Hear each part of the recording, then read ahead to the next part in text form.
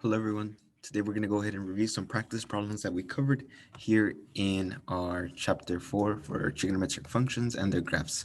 So go ahead and pause the video and answer these questions. Where would this sketch of 120 degrees, negative 30 degrees, and 410 land? So go ahead and sketch those out. Go ahead and pause the video and give them a try. Okay, so hopefully you were able to see that 120 degrees, that is bigger than 90 degrees, but it is less than 180. So 120 would actually be in quadrant 2. Keep in mind it starts in the standard position and would be somewhere in here. So right here we have 120 degrees. Okay, so it would actually land in quadrant 2, sorry. The next one is negative 30. Keep in mind this is a negative value, so it's going to go ahead and go in the clockwise direction. So it's going to land in quadrant 4, starting at the standard position and going downwards, like so. So here's negative 30 degrees. Okay, the next one that I have is 410 degrees. 410 degrees is greater than 360 degrees. So keep in mind, it's going to go ahead and do a full circle. Starting at the standard position, it's going to go ahead and do a full circle because the circle is 360. And it's going to go a little bit more, right? And it's not bigger than my 450, right? So it's going to be somewhere in quadrant 1. Okay, this right here is 410 degrees. So it went a whole revolution, but it did not go past quadrant 1. Okay, so hopefully that wasn't too bad. That is from our notes. If you did don't remember that, that is actually from our notes. So please give your notes another look if you did not see. Okay, go ahead and give this one a try. We have the angle 240 degrees. I want you to convert it to a radian and evaluate what cosine of that value would be. Okay. So we have this right here. Let's go ahead and sketch it out. 140 degrees. 140 degrees. 140 degrees is actually in quadrant, bigger than the horizontal, so bigger than pi, but less than 270. So 240 is actually in quadrant 3. This right here would be 240 degrees.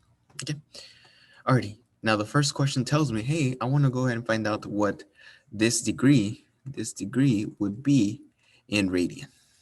So I'm going to go ahead and get my degree 240, and I'm going to go ahead and multiply.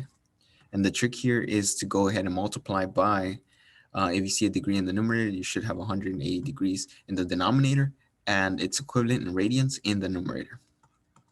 Okay, so from here it should be okay. We should be able to multiply straight across. So we should have 240 pi divided by 180. So from here we're going to go ahead and reduce this. We can divide by 10 on both sides. We got 24 pi over 18. And we can reduce this one more time. And I believe if we keep reducing it by 2, we get 4 pi over 3. Yeah, 4 pi over 3. Okay, so that's what we have so far. This right here would be our radian. So in multiples of pi, 4 pi's over 3. Alrighty. The next thing that we're going to go ahead and see, the next thing that we're going to go ahead and see is find out, hey, what is the reference angle? Because whenever I want to evaluate a cosine, I should always look into those. So let's go ahead and outline this triangle that we have here. And I'm going to go ahead and see that 240 degrees is how much bigger than my horizontal, my 180, than my pi, right? So if I do my subtraction, I get that the difference there would be 60 degrees. So that would be my reference angle. 60 degrees would be my reference theta. Okay. Now, given this, I can go ahead and evaluate this using my 30, 60, 90 triangle. So we can go ahead and see that the length that is projected by the angle of 60 is square root of 3. Keep in mind that is below the x-axis, so it should be negative. My hypotenuse is projected by the 90 degrees, that is 2. And the adjacent comes from the 30 degrees, which is 1, but keep in mind that is on the left-hand side, so it is negative. So I'm going to go ahead and use this triangle right here in quadrant 3 to find cosine of 240. So I'm pretty much finding cosine of 60 in that quadrant 3. So I can go ahead and see that cosine is my k, right? Which is adjacent over height. So in reality, I'm going to go ahead and get the adjacent -1 divided by my hypotenuse, which is 2. My solution is -1/2. Okay, so keep in mind this is something we've been seeing maybe 2 weeks ago from now, but if you do happen to get lost, you can watch the other videos, or you can go ahead and rely on your notes. Okay, the next one that I have is this one right here. This one's a little tricky specifically because of 3 things. One is we struggle to find out, hey, what the heck does that question asking? Secondly, the trig functions might be a little difficult, and then evaluating them, right? So the first thing I want you to know is break it down into parts. Tangent of theta is equal to -3 forward. So tangent of theta is negative, so it's going to be less than 0. So it is negative. And then the cosine is positive. Cosine of theta is greater than 0. So that is positive. Okay. So we're going to go ahead and rely on our all students take calculus. So this right here on quadrant 1, everything is positive. All 6 trig functions are positive. In quadrant 2, so this is 1, this one's 2. Only sine is positive. In quadrant 3, only tangent, t for tangent, is positive and it's reciprocal.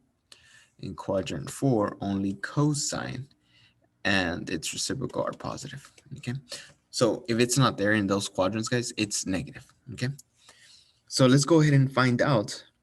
Well, go ahead and pause the video and find out where is tangent negative.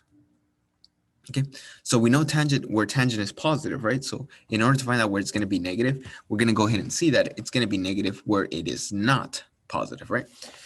So we have negative, it's going to be where it's not positive, and we know tangent is positive here in quadrant 1, right? Because everything's positive in quadrant 4. So it can't be there because we only want the negative. So it's going to be negative in quadrant 2 and quadrant 4.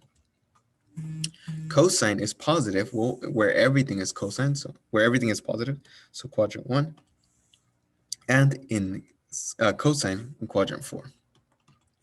So hopefully you're able to see that, hey, this right here have in common quadrant 4. So when you draw this, you're going to draw your triangle. Remember, you're going to go ahead and refer to it. So it's going to go ahead and look like the bow tie. So make sure you draw it. And I lost my marker. You're going to go ahead and draw it in its corresponding quadrant. So we're going to go ahead and see that it's going to be in quadrant 4. So let me get a marker. Quadrant 4. And it's going to go like so. Okay. Now you're probably thinking, okay, now that I know this, how am I going to know where each theta goes? Well, the theta is closest to the origin, and they told us tangent of theta is equal to -3/4, where my tangent is TOA. That reminds us of opposite over adjacent. So opposite of this theta is -3 because it is below, and my adjacent is 4. Hopefully you're able to see that if I do the Pythagorean theorem, I can get the length is 5, but you can also see that, hey, this is a Pythagorean triple. Okay, now we can go ahead and find sine of theta using this triangle. So sine is opposite, which is -3, over my hypotenuse. So it's going to be -3 divided by 5.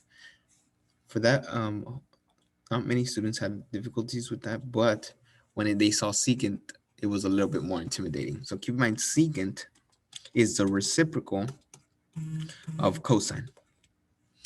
So we have cosine, right? The easiest way would be find cosine and then do the reciprocal. So let's find cosine first. Cosine of this triangle is going to be my adjacent side, which is 4, and my hypotenuse, which is 5. Now, this is cosine. I want the reciprocal, so meaning I'm going to get my numerator and my denominator, and I'm going to swap them. Okay, so we have that secant, to answer the final part of this question, is going to be 5 divided by 4.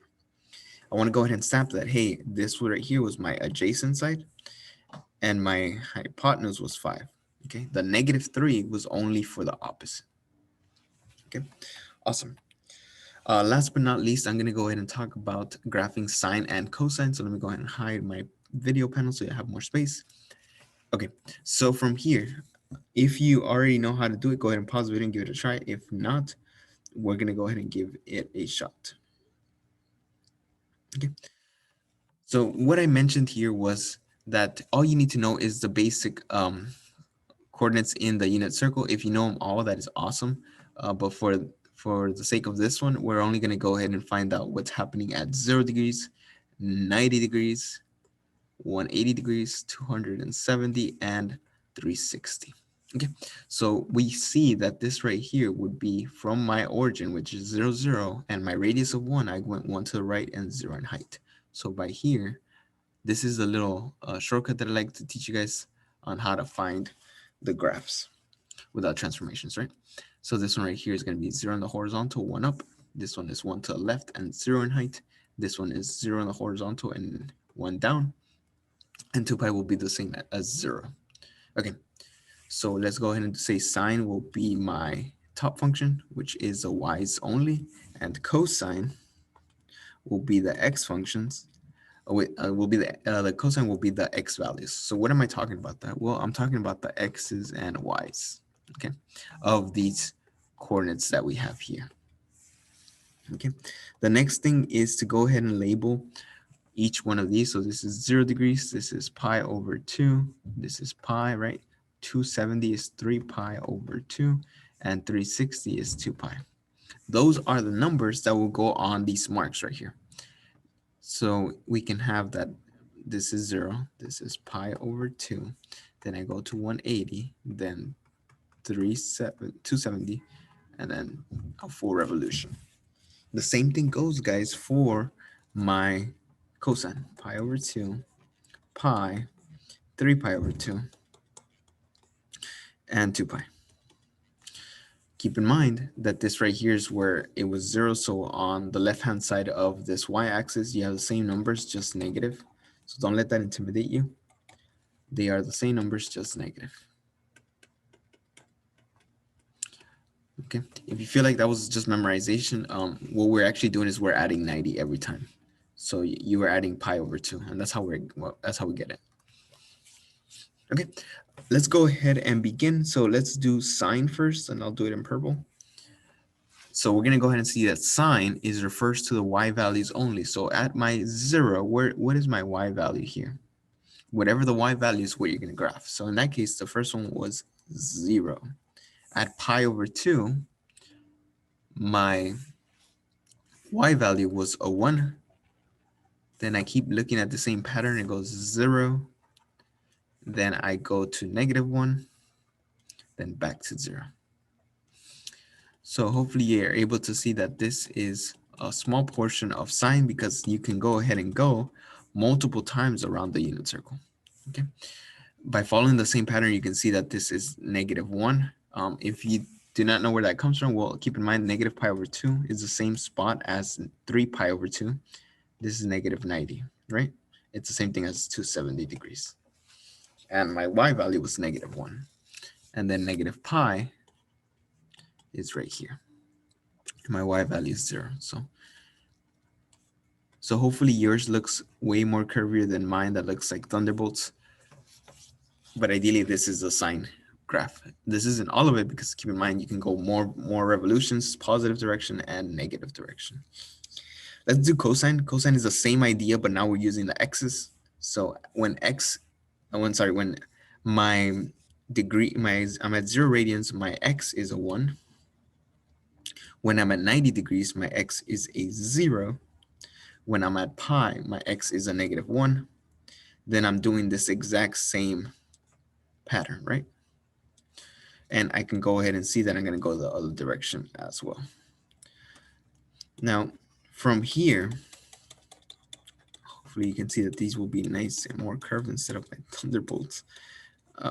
But it follows this curve, this wave, right? As best that we can, right? Now, one of the big takeaways from this is that we can see that, hey, cosine starts at its max, while sine starts at it as the midline.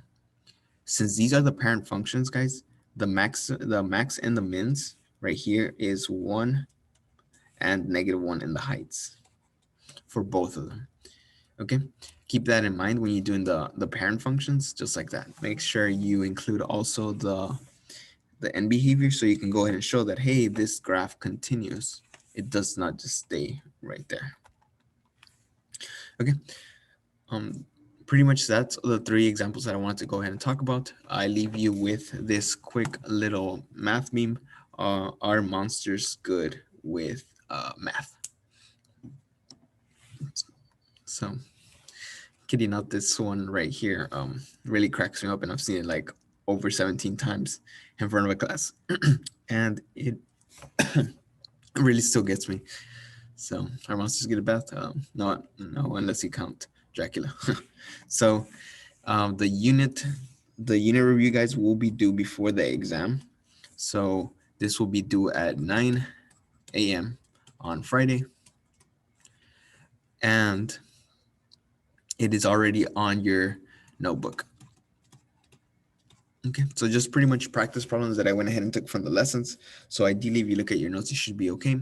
If not, please send me a message and I'll help you out the best that I can. Other than that, guys, that's all that I have for you. Please reach out to me if you have any more questions, and thank you. Bye.